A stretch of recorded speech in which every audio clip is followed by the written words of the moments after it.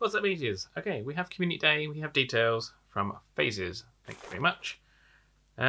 Skip to this time if you've actually seen everybody else's videos on what the actual event is. I'm about to read it out. If you want to skip the bit out because everybody else has read it, if you've watched other videos, just jump to this time here to see the tips. So, during Community Day, we will see the following bonuses. Mysterious artifacts, including rare foundables such as Hermione's Time Turner, will appear more frequently. All Extenulo potions consumed will have increased effects. All Extenulo potion brew times will be reduced by 50%. Performing Master Notes will reduce the brew time of all Extenulo potions by 50%. Spell energy will appear on the map. All inns will reward increased spell energy.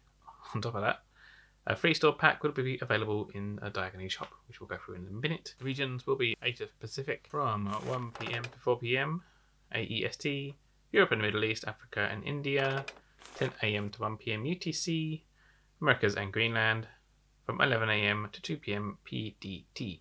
So the increased spawns will be Hagrid's Umbrella, the Weasley Clock, which I don't really need, Mirror of Erised, which I don't think I need, and the Time Turners. The rest of those I do need. A few interesting points are spell energy on the map. This is, I think, specifically targeted to suburban and rural players, probably more rural players than suburban because we don't suburban have inns, rural tend not to have that many inns. But I wonder if this could be the beginnings of a permanent fix for rural players. That'd be interesting to see. So we'll do a few tips before the event and during the event. So before the event, collect Bitroot, Ream Blood, Snowdrops, and the 3 hairs for Extenulo potions. Also brew as many Extenulo potions as you can ahead of time, but also, because we've got rare traces, we want to have lots of dawdle drafts so they don't run away from us, because they love doing that. The reason why I want to brew Extenulos before the event, I mean, we get a few strong ones actually in our free pack, but you'll be brewing them, I mean, no matter how fast they make the brew process, you never be able to brew them as quick as you can actually use them. So it's always good to have a good stock there because we've got 3 hours and there's only a limited number of brews you can do. We'll go through those numbers in a bit. So if you want to use brain elixirs for the entire duration of the event, you'll want 6. And you will need 5 trace detection tonics because you get 1 in the bundle. So beyond that, it's dawdle drafts, as many as you can. If you are playing in survival mode because you're trying to keep your energy above 0 all the time in suburban and rural play, you might want to concentrate on your mysterious artifacts if you're really close to prestiging a page. If you're not, then I won't worry about it too much. But if you're really close, you'll just stock a few, I don't know, umbrellas away. You're probably worth concentrating on that, just so you got a full page to gather on a day. Some of the foundables are fortress only, so you may want to grind these if these are the only ones you are missing. So, tips for the day.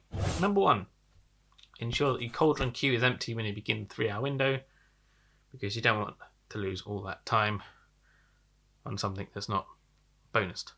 And also try and time your last potion that you want to brew. Try and time it so it just goes into the queue just before the end of the event, so you get your maximum.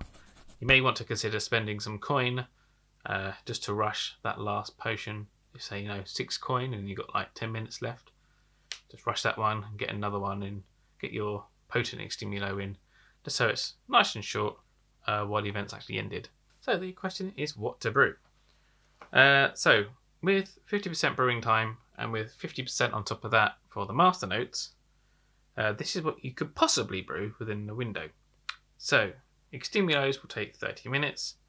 So the maximum you could do of those is 6 potions. Strong Extenulos take 1 hour during the event. The maximum you could do is 3 potions. And a potent Extenulo takes 2 hours, and maximum you could do is 2 potions. We say 2 potent Extenulos because the second one will be halfway through brewing at the end of the event, and that will carry on with its shortened time. You could possibly squeeze 1 more Extenulo or strong if you rush it at the end, just a little bit of coin at the end just to get you those last 5 minutes, and then you can get another one on. The way I'm going to do it, I think, is I'm going to save coin for the gold cauldron. I'm going to fill that one with potent Extenulos. I'll then probably put strongs in the normal one, and then build up a good stock of basic dawdle drafts before the event, and then some dawdle drafts and brain elixirs to get the maximum XP and to try and stop those little blighters from fleeing. So I would say consider renting a cauldron if you want to get the most out of it. you know, it's probably, if you're going to spend some coin, you got coin from free coin given to you left over, then it's probably a good idea. So, how much ingredients do you need? Well, the maximum stock you would need for a single cauldron is 9 bitterroot, 8 green blood, 12 snowdrops, and 6 hairs, depending on your combination of what potions you are doing. In the store pack, we'll be getting 9 bitterroot, 3 green blood, 5 Abraxan hair, 1 tonic for trace detection, and 3 strong stimulos off the bat, so that's quite good. So we're going to have spell energy on the map, which is nice. It's quite obviously the game developers actually listen to what we say. So this could be their sort of experiment to try and fix the urban/rural problem. I mean, rurals have way more of a problem than suburban players, because I got 10 inns on the way on a 40-minute walk, so it's not bad. I might put most of those inns down myself, but there you go. The free store pack, so I've been heard, is limited only to the 3-hour window, so you can't get it ahead of time like you could last time. So remember to pick it up at the right time. Now don't forget to charge up your battery pack. 3 hours is a long way to go, even with the P20 Pro. If you don't have a battery pack, then look up in the card above. There's a guide up there on what to choose and what all the numbers mean. Still need to avoid landmark locations, as they're still spawning their own thing. So the mysterious artifacts will not spawn necessarily in Magical Creatures area. Let me know how you're going with finding communities. I mean, suburban areas, not really found anybody. I found a couple of players, but no one's found a player, started up a group, and a handful of people joined it, but no one seems to be really responding to calls for community day. So it's a bit of a disappointment at the moment, but I'll keep plugging. So let me know how things are community-wise for you. If you're travelling, I think we may have to travel a good distance now to find players. It's not quite like Pokemon GO where everyone's everywhere. Let me know also what you think of the event. Obviously it's changed. Niantic and Warner Brothers are listening to the community, which is good. Because basically player numbers mean money. And I don't want people to run away. So that's good.